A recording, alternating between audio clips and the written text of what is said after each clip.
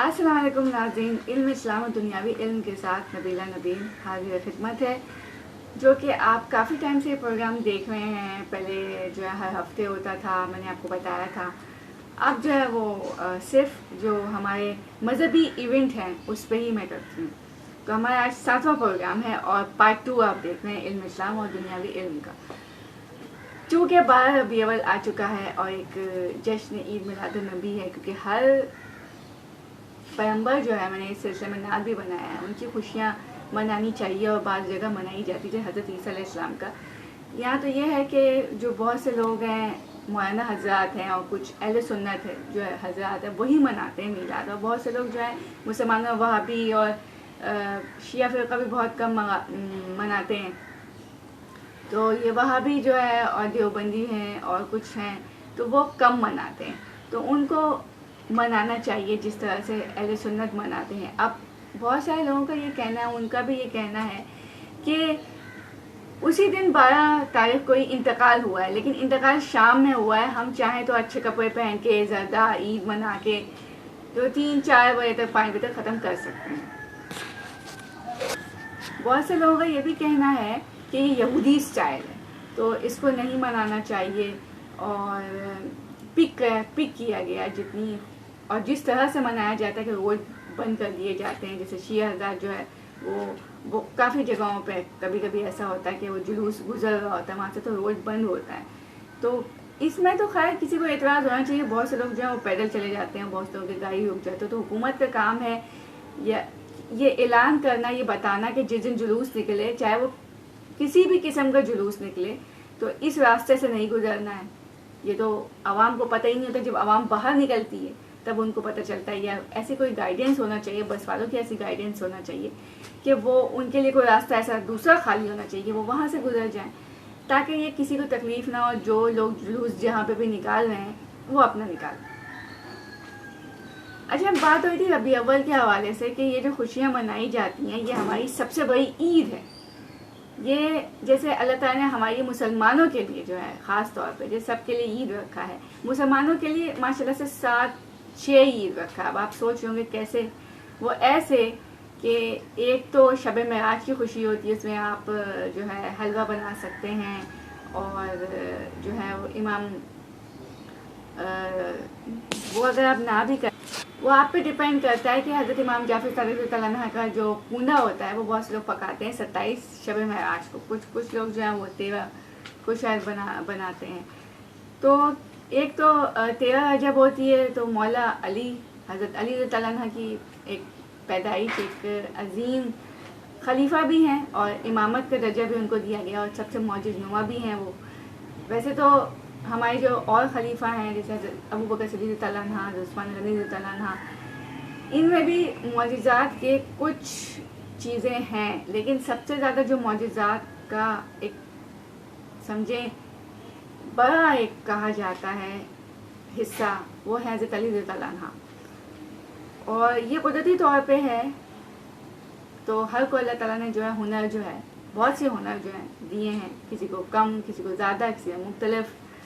तो कहा जाता है कि रसूल के अंदर तमाम तर चीज़ें हैं, हमारे रसूल के अंदर इसी तरह तमाम तर चीज़ें, इसी तरह अली के अंदर भी काफ़ी हद तक चीज़ें आई हैं। तो बहरहाल मैं बात कर रही थी कि जो रबी अव्वल की खुशियाँ हैं वो हमारी ईद है, सबसे बड़ी ईद है, लेकिन उसमें मुसलमानों कोई कोई हज़रत ईसा अलैहिस्सलाम की जो खुशियाँ हैं, जब वो पैदाइश के दिन 25 दिसंबर आता है तो वो सारे हज़रत ईसा अलैहिस्सलाम का मनाते हैं क्रिश्चियन। इसी तरह हमें भी मनाना चाहिए। ये नहीं सोचना चाहिए कि उनका इंतकाल हो गया है तो हम क्यों मनाएं 12 तारीख को। कुछ लोगों का तो ये भी कहना है कि पता ही नहीं चलता कि इंतकाल जो है वो 11 को हुआ है या 12 को हुआ है, या वो पैदा हुए हैं 10 को हुए हैं या 11 को हुए हैं, कुछ लोग 13 को हुए हैं। कुछ लोगों को तो ये तक नहीं पता कि उनकी पैदाइश कौन से वाले दिन हुई है। अब अगर 12 को हुई है और इंतकाल भी हुआ है तो वो तो शाम में हुआ है, तो आप खुशियाँ एक अपने दायरे में एक लिमिट के मुताबिक मना सकते हैं। तो आज मैं थोड़ा जो रह गया था इस बारे में बात करने के बाद मैं बात करने जा रही हूँ दोबारा से मजलिस के बारे में, मातब के बारे में, कि जो शिया हज़रात हैं वो कहते हैं कि शाम की चंद औरतें बीवियों ने गम में शरीक होकर, बीवी के गम में शरीक होकर ज़ोर ज़ोर से मातम किया था, आंसू बहाए थे। अब बात सुनी की किताब में है कि वो औरतें قصوروار تھیں، ان کے مرد حضرات نے امام کے ساتھ غلط کیا تھا، اس لیے وہ سمجھتی تھی اپنے آپ کو قصوروار، تو اس لیے وہ آئی تھیں ان کے غم میں شریک ہونے کے لیے۔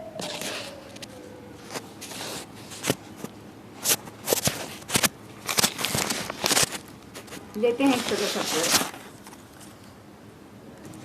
اصولاً ہونا تو یہ چاہیے تھا کہ مصر سے بھی عورتیں آنا چاہیے تھا، عرب سے بھی عورتوں کو آنا چاہیے تھا، مردوں کو آنا چاہیے تھا، غم میں شریک ہونا چاہیے تھا، لیکن جب کہا جاتا ہے کہ حضرت بی بی زینب یا اور باقی جو رہا کر دیے گئے تھے لوگ، ایک تو سب سے بڑا مسئلہ یہ بھی ہے کہ یزید نے کافی ٹائم تک جو امام ہیں ان کو قید کر کے رکھا تھا، اور کیوں وہ قید کیسے کیا تھا کہ جو خیمے میں آگ لگائی تھی تو وہ لوگ بچ گئے تھے، تو اب جو بچ گئے تھے تو اب دوبارہ سے اس نے آگ نہیں لگوائی، تو وہ جو ہے سپاہی گرفتار کر کے لے گئے، تو کافی ٹائم تک ان کو قید و بند میں رکھا گیا۔ پھر قدرتی طور پہ ایک نصیب کی چیزیں تھیں، پھر وہ ایک ٹائم آیا، اس کی سوچ آئی ہے جو بھی ہے، اس نے چھوڑنا شروع کیا، آہستہ آہستہ چھوڑنا، کہ 26 صفر کو آخری جو امام ہے حضرت امام حسن رضی اللہ عنہ، 26 یا 28 صفر کو آخری جو امام ہے ان کو بھی زہر دے دیا گیا تھا، حالانکہ کوشش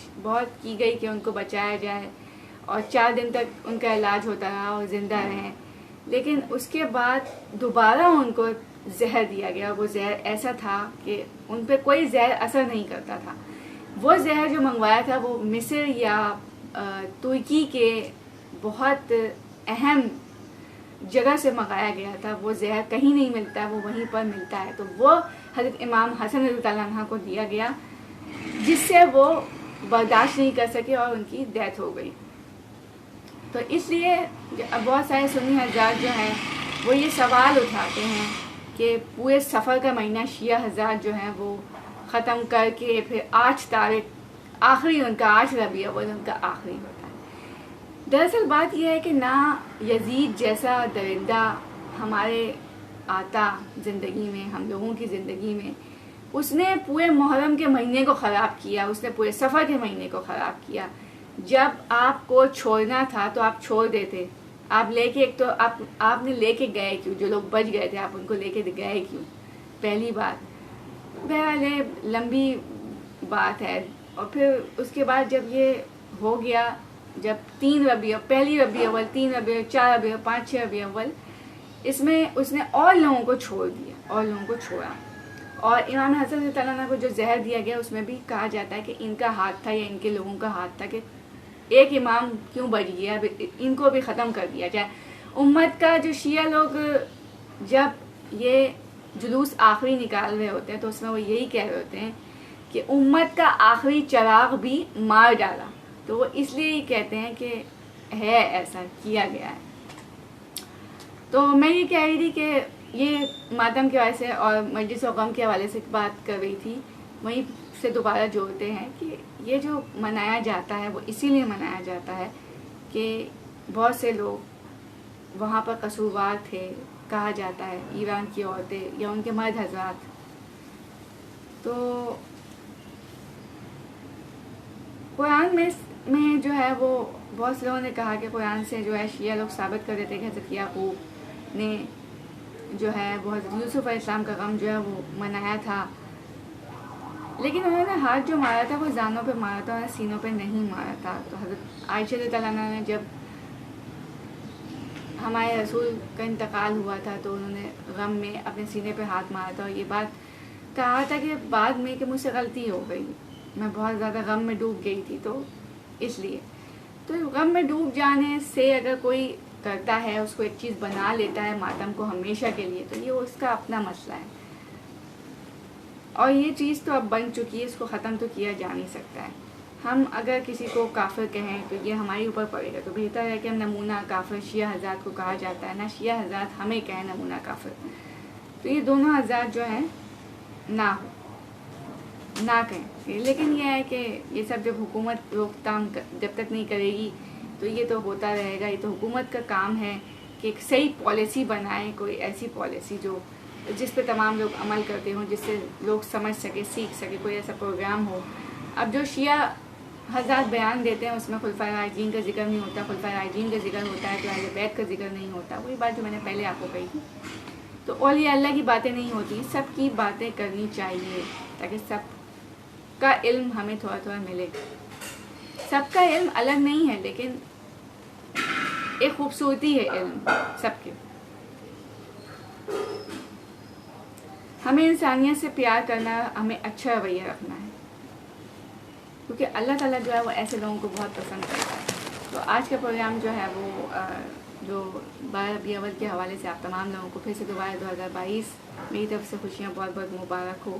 اسی طرح مناتے رہیے اور خاص کر کے دعاؤں میں ان لوگوں کو یاد رکھیے. اس کو منانے کا مقصد ہے کہ آپ نے ان لوگوں کی مدد کرنی ہے، صرف کھانا کھلا کے نہیں مدد کرنی ہے، نیاز بانٹ کر نہیں کرنی ہے، بلکہ ان لوگوں کی مدد روزگار کے ذریعے جو لوگ دکھی ہیں آپ نے کرنی ہے. تو اجازت دیجیے نبیلہ نبیل کو، پھر کسی پروگرام میں کسی ملاقات ہوگی اور ڈسکس کریں گے ایک نئے موضوع کے ساتھ. اللہ حافظ.